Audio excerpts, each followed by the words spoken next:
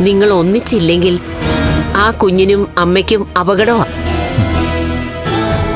പ്രാർത്ഥിക്കണം, മനസ്സുരുകി. അത് പിന്നെ എന്നോട് പ്രത്യേകം പറയേണ്ട കാര്യമുണ്ടോ മോനെ?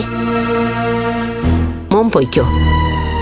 ഇന്നത്തെ ദിവസം ഞാൻ നിങ്ങൾക്ക് വേണ്ടി മാറ്റിവെച്ചിരിക്കുക.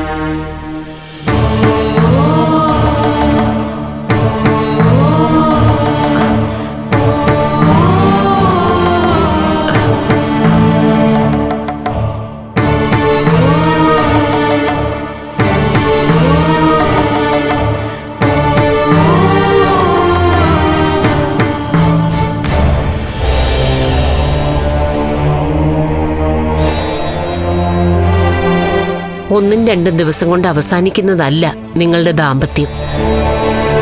അതൊരു ദീർഘപ്പൊരുത്തമാണ്. പക്ഷേ കുഞ്ഞിന്റെ ജനനമാണ് എന്നെയും ആശങ്കപ്പെടുത്തുന്നത്.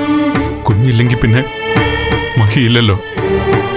ഞാനും അറിയാം.